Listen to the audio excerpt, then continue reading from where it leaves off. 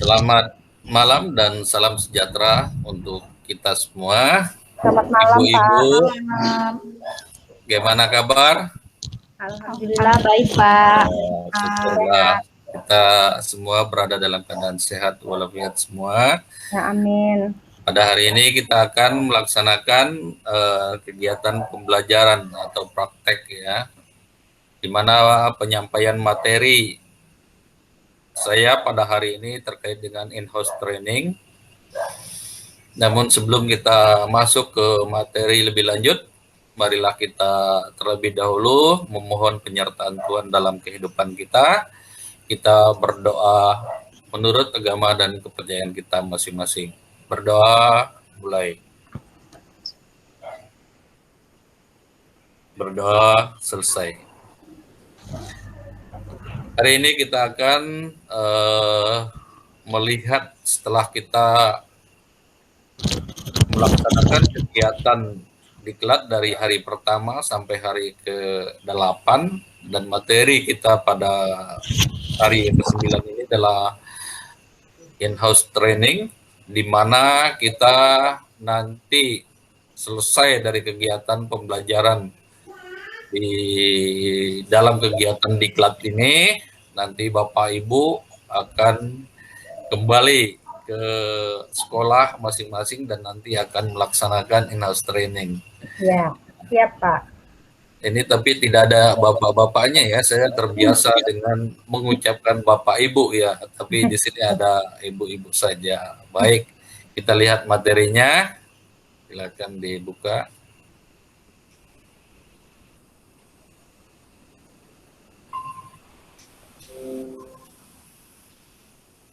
Nah, ini adalah materi kita terkait dengan kegiatan pada malam hari ini, in-house training.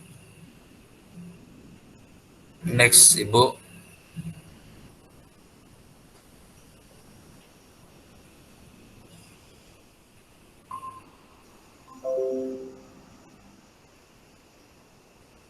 Ya, next. Nah, ini adalah tujuan pembelajaran kita. Di sesi ini peserta mampu ya, nanti setelah selesai kegiatan kita pada malam ini, nanti diharapkan ibu-ibu mampu memperdalam pemahaman terkait pentingnya penerapan prinsip pembelajaran orang dewasa dan teknik-teknik fasilitasi dalam in-house training. Dan yang kedua adalah mengetahui gambaran besar pelaksanaan in-house training di satuan pendidikan masing-masing atau di sekolah kita masing-masing. Next. Adapun agenda atau elaborasi pemahaman terkait dengan materi yang nanti akan kita sampaikan, yaitu adalah penguatan materi pembelajaran orang dewasa dan fasilitasi. Terus pengantar pelaksanaan in-house training di sekolah atau sekolah sasaran atau di sekolah yang kita miliki, yang kita belajar atau mengajar di sekolah tersebut. Next. Nah, ini adalah merupakan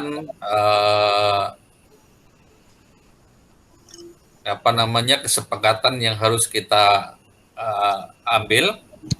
Jadi diharapkan nanti ibu-ibu menghargai sesama fasilitator dan peserta dan juga fasilitator yang lain. Satu berbicara, semua mendengarkan, tepat waktu, berpartisipasi aktif, fokus pada setiap sesi pembelajaran. Saya pikir ibu-ibu siap ya dalam kesepakatan ini? Siap, Pak. Baik, kita lanjut. Kecilin ya. Ini adalah elaborasi pemahaman kita terkait dengan materi IHT. Next.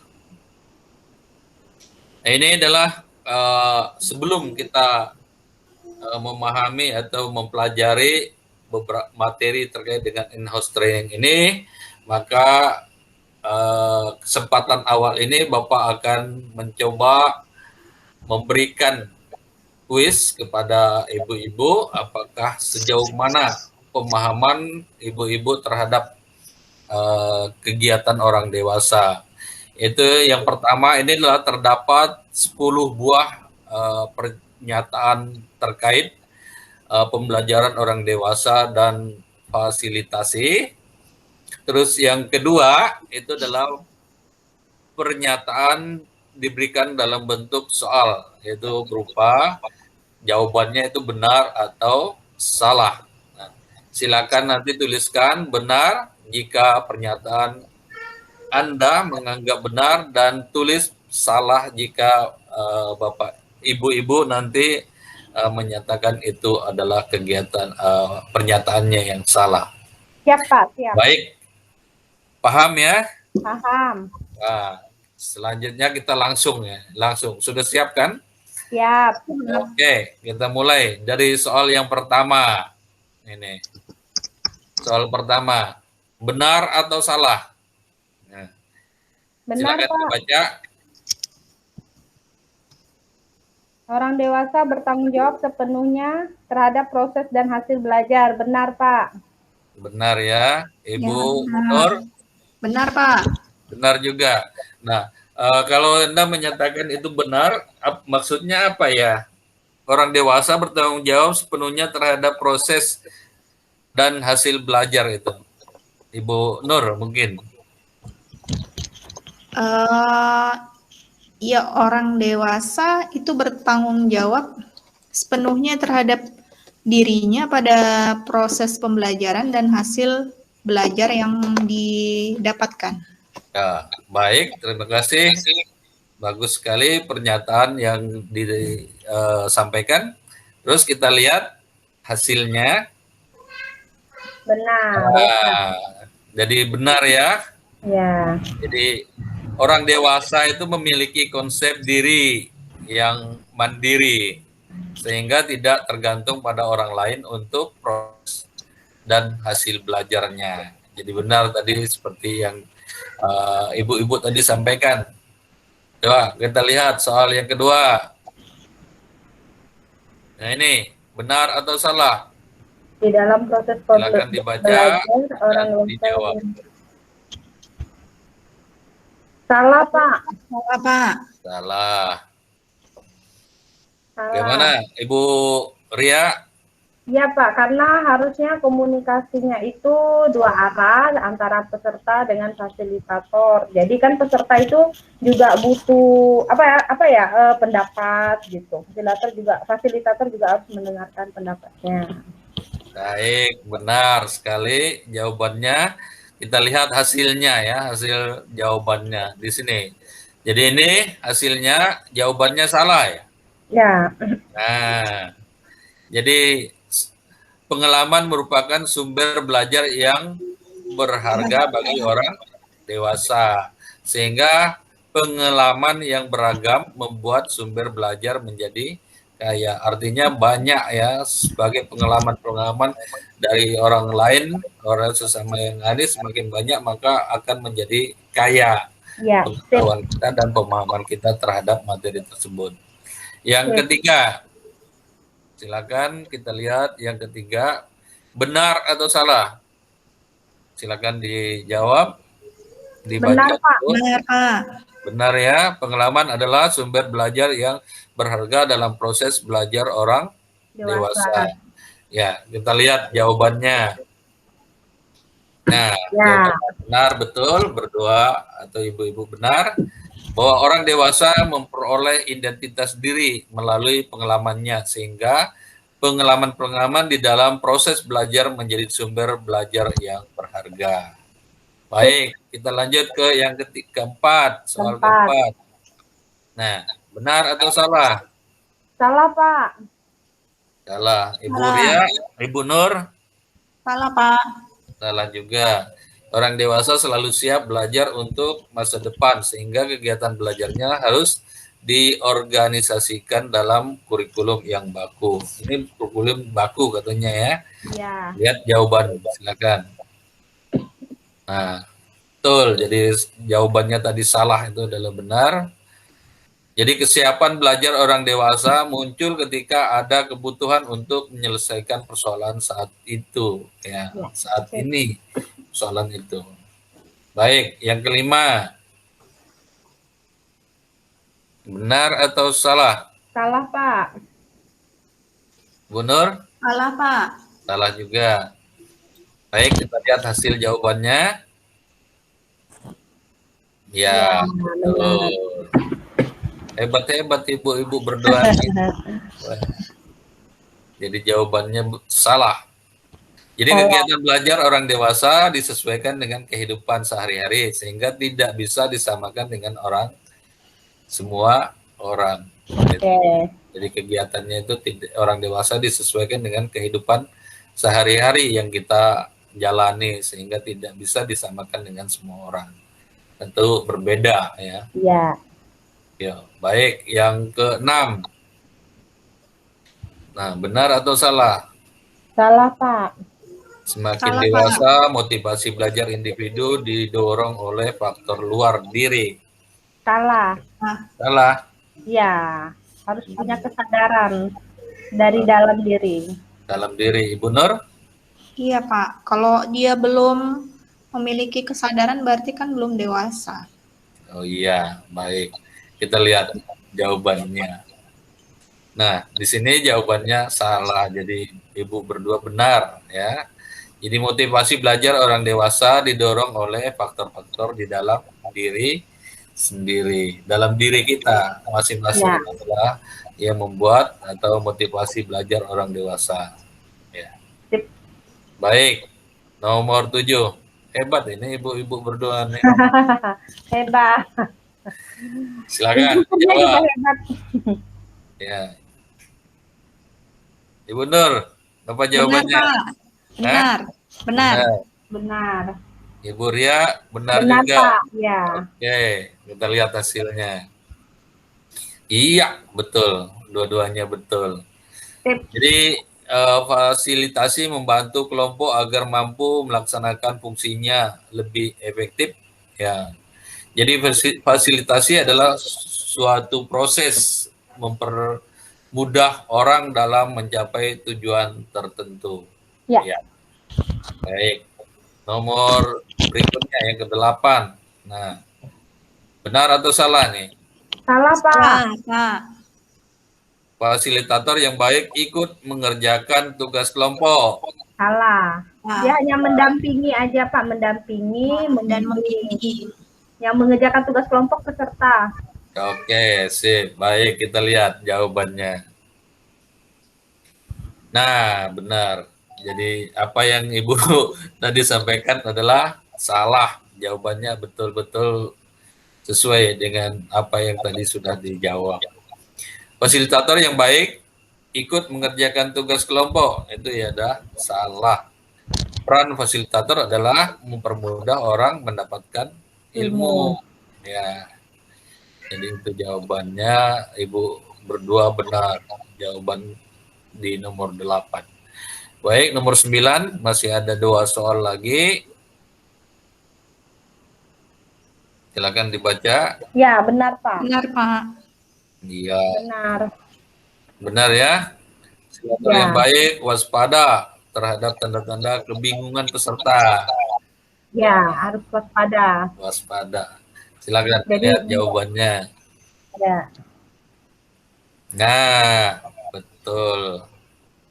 Fasilitator harus memiliki keterampilan dalam melakukan observasi pengamatan ya. Hal ini bertujuan agar fasilitator dapat menangkap reaksi peserta dan dapat memberikan stimulus atau pemahaman yang sesuai terhadap peserta.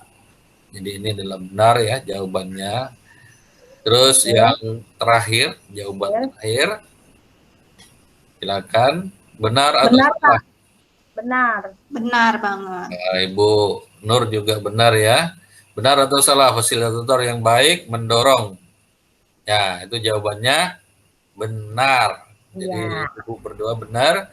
Fasilitator yang baik itu mendorong semua orang berpartisipasi. Jadi salah satu strategi fasilitator dalam pembelajaran orang dewasa adalah menerapkan aktivitas-aktivitas yang dapat memetik memetik partisipasi peserta agar fasilitasi berjalan efektif, efektif, mudah, cepat dan benar. Jadi betul-betul Ibu berdua pada kuis ini sudah mendapat nilai 100, semuanya benar dari tanggapan yang sudah disampaikan. Baik, kita lanjutkan dengan materi. Ada yang salah tadi ya, satu kali ya? Nggak ada ya? Enggak, Pak. Betul semua. Betul semua ya, dapat 100. Dapat 100. Oke, lanjut ke materinya. Nah ini, apakah yang masih ingin Anda tanyakan terkait dengan penerapan fasilitasi dalam pembelajaran orang dewasa? Saya pikir ini sudah jelas. Lanjut. Sudah jelas, Pak. Ya, lanjut. Nah, ibu berdua pasti jelas. Next. Panduan pelaksanaan in-house training di satuan pendidikan itu seperti next. Ya, kecilin lagi. Kecilkan. Iya.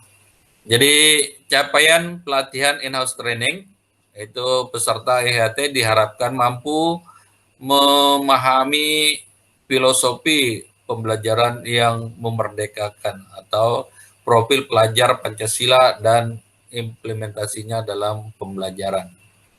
Tujuannya peserta mampu dan seterusnya itu sangat banyak sekali, nanti bisa dibaca atau dipahami ya Ibu-ibu. Jadi ini tujuannya yang nanti pada saat kita akan menyampaikan pada kegiatan in-house training itu adalah kita harus menyampaikan tujuan daripada kegiatan yang akan kita laksanakan. Next.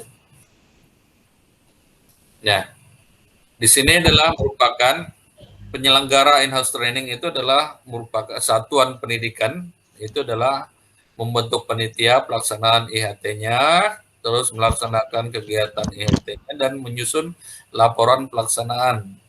Jadi harus itu terbentuk di satuan pendidikannya. Yang pertama itu adalah membentuk panitianya, dan yang kedua itu dalam melaksanakan kegiatan IHT tersebut dan membuat laporan setelah selesai kegiatan yang kait dengan IHT itu.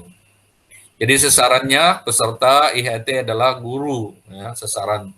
Jadi guru atau pendidik.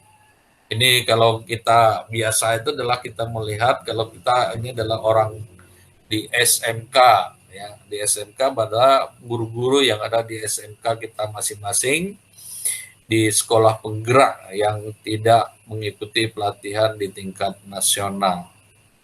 Terus mekanisme pelaksanaan in-house training itu adalah IHT dapat dilakukan secara daring dan juga luring. Jadi kita lihat kondisi atau keadaan yang ada saat ini, maka yang bisa kita laksanakan itu adalah secara daring ya, menggunakan berbagai strategi pembelajaran seperti diskusi pemahaman, bermain peran, peer work, penalaran individu, menjawab kuis, penugasan, presentasi tugas kelompok, dan tanya jawab, serta refleksi capaian pembelajaran tersebut. Nah, ini adalah mekanisme pelaksanaan in-house training yang nanti ibu-ibu bisa melakukan di sekolah kita, di sekolah masing-masing. Next. Nah, ini adalah waktunya, jam pembelajaran, jam unit kegiatan modul ya, di kegiatan modul itu adalah program sekolah ya, itu 1 jam pelajaran. Terus di orientasi pelatihan itu sampai 6 jam. Pendidikan dan memerdekakan itu 6 jam.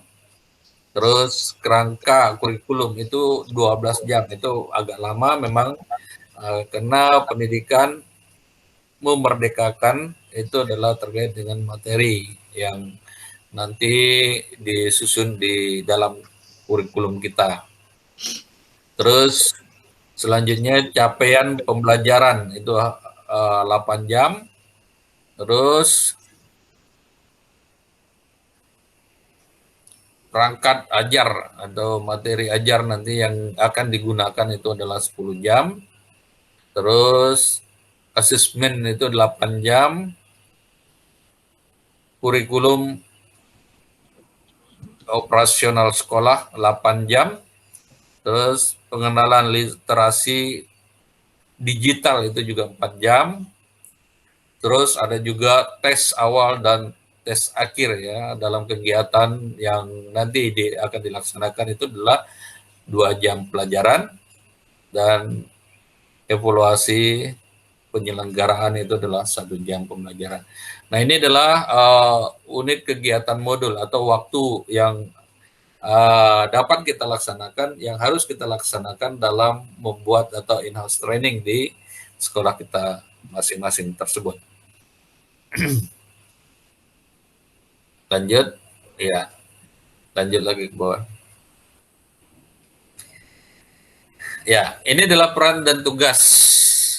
Bapak Ibu dari Ibu-ibu tadi sudah paham ya terkait dengan materi tadi. Saya pikir sudah paham itu, sudah sering melaksanakan IHT di sekolah ya. Ya. Ya. Jadi saya kira untuk pertemuan kita malam hari ini sudah cukup untuk pertemuan kita, maka saya kira pemahaman yang tadi sudah disampaikan dari materi yang terkait dengan rencana atau kegiatan in-house training itu ibu-ibu sudah bisa. Jadi sudah bisa ya Bu ya? Sudah paham Bu ya? Ya. Baik. Sudah, Pak. Saya kira demikian yang dapat saya sampaikan pada malam hari ini terkait dengan materi in-house training. Kurang dan lebihnya saya mohon maaf.